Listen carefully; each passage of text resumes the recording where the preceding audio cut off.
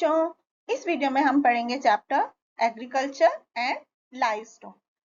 इस चैप्टर में बच्चों हम agriculture, types of crops, major crops of India, food crops, cash crops, plantation crops, livestock rearing and development in agriculture के बारे में पढ़ेंगे। उससे पहले हम कुछ सेल्फ सर्वे करते हैं। यहाँ पर बच्चों एक एक्टिविटी दी गई है। यहाँ पर तीन तरह बिग पाइल्स ऑफ तीन क्रॉप्स हैं और वो क्या क्या सामान प्रोड्यूस करती हैं उसकी लिस्ट दी गई है एक कॉलम में। तो हमें करेक्ट क्रॉप को उसके प्रोडक्ट से मैच करना है। जैसे कि नंबर 1 क्या है, ये व्हीट है, व्हीट की क्रॉप है। तो व्हीट से क्या क्या बनता है, व्हीट एक सेरेल है और व्हीट से ब्रेड बनती है। इसी तरह पोटैटो से फ्रेंच फ्राइज बनते हैं और मैश्ड पोटैटो बनते हैं। कॉर्न से पॉपकॉर्न और कॉर्न सिरप बनता है। इस तरह से बच्चों आप इनको कर सकते हैं। एग्रीकल्चर क्या है बच्चों, कल्टीवेशन ऑफ लैंड, उसको एग्रीकल्चर बोलते हैं। इसमें हम हॉर्टिकल्चर, लाइव स्टॉक रेयरिंग और फिशिंग के बारे में ये होता है। तो इंडिया एक एग्रीकल्चर में रिच देश है।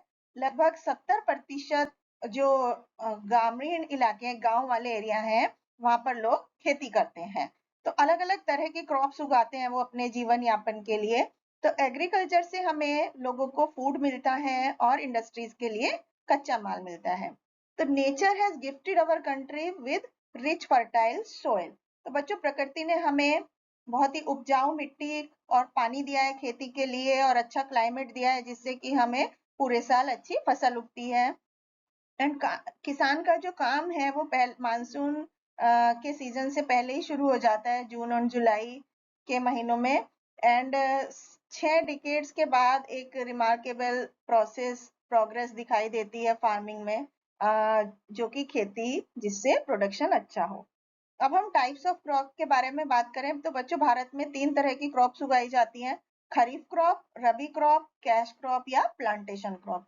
तो खरीफ और रबी जो है वो 2 एग्रीकल्चर सीजन है भारत के, जिसमें फसल उगाई जाती है। तो लोग इन फसल को खाने के जैसे खाते हैं, जो फूड क्रॉप्स होती हैं।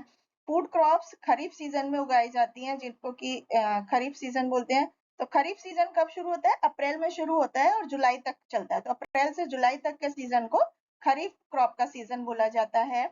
इसमें चावल, मिलेट, शुगर केन, ये सब चीजें उगाई जाती हैं और वो सर्दियों में काटी जाती हैं। और जो रबी के सीजन में फसल उगाई जाती है उन्हें रबी क्रॉप्स कहते हैं। और रबी का क्रॉप्स जो है वो अक्टूबर से फरवरी तक चलता है, रबी का महीना। तो रबी की क्रॉप्स में कौन कौन से हैं, व्हीट, बार्ले, ग्राम, पल्सीज, मस्टर्ड, ये सभी रबी क्रॉप्स हैं, सर्दियों में उगाई जाती हैं और फिर गर्मियों में हार्वेस्ट की जाती हैं। प्लांटेशन या कैश क्रॉप जो होती हैं वो ट्रीज या बुशेस के प्लांटेशन से उगती हैं, जैसे कि चाय, कॉफी, रबर, केला, ये सभी प्लांटेशन क्रॉप हैं। अब हम मेजर क्रॉप्स ऑफ इंडिया, भारत की मुख्य फसलों की बात करें तो इंडिया में अलग अलग क्लाइमेट और सॉइल है, तो यहाँ पर वैरायटी ऑफ क्रॉप्स उगाई जाती है। फूड क्रॉप्स से हमें फूड मिलता है जो हम खाते हैं, जैसे चावल, गेहूं, मिलेट, पल्सेस, ये सभी भारत के मेन फूड है। राइस बच्चों, rice is the most important food crop of India. ये भारत के लोगों का मुख्य खाना है ईस्टर्न पार्ट में और साउदर्न पार्ट में। इंडिया का चावल के प्रोडक्शन में सेकंड रैंक है। तो 4000 वैरायटी से भी ज्यादा की वैरायटी के चावल भारत में उगाए जाते हैं। और चावल को बच्चों बहुत ज्यादा पानी की जरूरत होती है उगने के लिए। तो जिस खेत में उगाए जाते हैं उसे पूरा पानी से भरा रखा जाता है। इसको गर्म और वेट क्लाइमेट चाहिए होता है। तो वेस्ट बंगाल, पंजाब, उत्तर प्रदेश में चावल बहुत ज्यादा मात्रा में उगाए जाते हैं। व्हीट, गेहूं एक रबी की क्रॉप है। ये भारत की दूसरी मोस्ट इम्पोर्टेंट फूड है। तो भारत का गेहूं के प्रोडक्शन में वर्ल्ड में चौथा रैंक है और भारत में wheat is a winter crop. Highest quality का गेहूं उत्तर प्रदेश, पंजाब, हरियाणा, मध्य प्रदेश में उगाया जाता है। मिलेट्स जो है वो कोरस ग्रेन है, जैसे ज्वार, रागी, बाजरा, ये सभी मिलेट्स हैं। ये इनको ज्यादा पानी की जरूरत नहीं होती है और ये ग्रेन जो है राजस्थान, गुजरात, कर्नाटक और आंध्र प्रदेश में उगाए जाते हैं। पल्सीज यानी कि दालें, तो बच्चों भारत दुनिया का सबसे बड़ा प्रोड्यूसर है और कंज्यूमर है दालों का। तो ये ड्राई क्लाइमेट में उगाई जाती हैं दालें और ये लोगों की डाइट में प्रोटीन देती हैं। इनमें मूंग, मसूर, अरहर और ग्राम की दालें ज्यादा खाई जाती हैं। कैश क्रॉप्स बच्चों, कैश क्रॉप्स क्या होती है? वो क्रॉप जो पैसा कमाने के लिए या फॉरेन एक्सचेंज के लिए कमाई जाती हैं, उन्हें कैश क्रॉप कहते हैं। जैसे sugarcane, tea, coffee, jute, ये सभी कैश क्रॉप्स हैं। शुगर केन, तो भारत शुगर गन्ने का काफी बड़ा प्रोड्यूसर है। तो भारत में उत्तर प्रदेश, महाराष्ट्र और कर्नाटका में शुगर केन उगाए जाते हैं। शुगर और गुड़ बनाया जाता है शुगर केन से। टी की अगर हम बात करें तो चाय भारत का एक बहुत ही पॉपुलर ड्रिंक है। वर्ल्ड का लार्जेस्ट प्रोड्यूसर जो है वो चाय का, वो भारत है। ये हॉट और वेट क्लाइमेट में उगाई जाती है। माउंटेन और हिल के स्लोप्स में, असम में, वेस्ट बंगाल और त्रिपुरा में चाय उगाई जाती है। Coffee, coffee is the second most popular drink of India. तो इंडिया जो है वो कॉफी को एक्सपोर्ट करता है और ये साउथ इंडियन स्टेट जैसे कि कर्नाटका, केरला, तमिलनाडु में उगाया जाता है।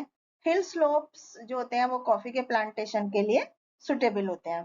कॉटन, कॉटन एक फाइबर क्रॉप है, इससे कपड़ा बनता है और ये भारत की कैश क्रॉप है और इससे ब्लैक सॉइल में उगती है। ये पंजाब, गुजरात, मध्य प्रदेश, आंध्र प्रदेश और महाराष्ट्र में। जूट भी एक फाइबर क्रॉप है और ये भारत के कैश क्रॉप के नाम से जानी जाती है और इसे गोल्डन फाइबर बोलते हैं क्योंकि इसके कलर की वजह से। तो जूट जो है वो भी हॉट और वेट क्लाइमेट में उगता है। वेस्ट बंगाल, बिहार, उड़ीसा जूट के मेजर प्रोड्यूसर्स हैं। प्लांटेशन क्रॉप्स, तो बच्चों रबड़ और स्पाइसेस, मसाले जो होते हैं वो प्लांटेशन क्रॉप्स हैं और ये स्पेशल खेतों में उगाए जाते हैं। रबर एक प्लांटेशन क्रॉप क्रॉप है, फसल है और ये लेटेक्स से प्रोड्यूस किया जाता है और फिर उसको उसको जो है पेड़ के तनों से, ट्रंक से एक्सट्रैक्ट किया जाता है। तो रबर जो है वो केरला, कर्नाटका और तमिलनाडु में ज्यादा उगाई जाती है। स्पाइसेस, मसालों की बात करें तो केरला और कर्नाटका में सबसे ज्यादा मसाले उगाए जाते हैं। जिंजर, सिनामन, चिलीज, क्लोव, कार्डामन, ये सभी प्रमुख मसाले हैं। लाइव स्टॉक रेयरिंग, कैटल जैसे कि गाय, बफेलो, बुलक, ये सभी भारत किसानों के लिए बहुत यूजफुल होते हैं। वो उनको खेती के तरीकों में मदद करते हैं। गाय और भैंस से दूध भी मिलता है और दूध से हम बहुत सारी चीजें बनाते हैं जैसे कि दही, चीज, बटर, घी। और बुलक्स जो है वो खेत जोतने के भी काम आते हैं। और दूसरे एनिमल भी हमारे लिए फायदेमंद होते हैं, जैसे शीप से ऊन मिलती है, सिल्क वॉर्म से सिल्क मिलती है। We eat egg from hen, hen से एग मिलता है। और एनिमल्स जैसे गोट, hen, फिश, इनका मीट खाया जाता है। कुछ जानवरों की स्किन लेदर प्रोडक्ट्स बनाने के लिए यूज आती है और कुछ जानवर लोड कैरी करने के लिए यूज में आते हैं जैसे कि एलिफेंट, कैमल, हॉर्स, उनको बीस्ट ऑफ बर्डन बोलते हैं। डेवलपमेंट इन एग्रीकल्चर, बच्चों पुराने दिनों में, पुराने समय में क्या था, किसान जो है सिंपल टूल इस्तेमाल करते थे खेत जोतने के लिए, जैसे प्लो, सिकल, स्पेड और एनिमल्स की हेल्प से वो खेती करते थे। इरिगेशन जो था वो मैनुअली किया जाता था, जो खेती का काम था। अभी क्या है, समय के साथ एग्रीकल्चर के फील्ड में बहुत सारे बदलाव हुए हैं। हमारी गवर्नमेंट ने बहुत सारी स्कीम लाई है किसानों की मदद करने के लिए। कम इंटरेस्ट पर लोन दिए जाते हैं किसानों को ताकि वो जमीन और एक अच्छे इक्विपमेंट्स खरीद सकें। कोऑपरेटिव सोसाइटी होती हैं जो किसानों की जरूरतों की देखभाल करती हैं। किसानों को एजुकेट करने के लिए एग्रीकल्चर सेक्टर में क्या ट्रेंड चल रहा है, गवर्नमेंट वर्कशॉप्स कंडक्ट करती है। नए नए किसान अच्छी अच्छी वैरायटी के seed, fertiliser, insecticide, pesticide use करते हैं खेती के लिए। तो इस तरह से भारत में एक मूवमेंट चला था जो कि सेल्फ सफिशिएंट इन फूड प्रोडक्शन था 1960 से 1970 तक। इस मूवमेंट को ग्रीन रिवॉल्यूशन बोला गया। इसमें सरकार ने बहुत सारे स्टेप्स उठाए खेती की को इम्प्रूव करने के लिए और इसके रिजल्ट की वजह से जो हमारा एग्रीकल्चर प्रोडक्शन है उसमें खाने का प्रोडक्शन अब हम एक्सपोर्ट भी करने लगे हैं। Thank you.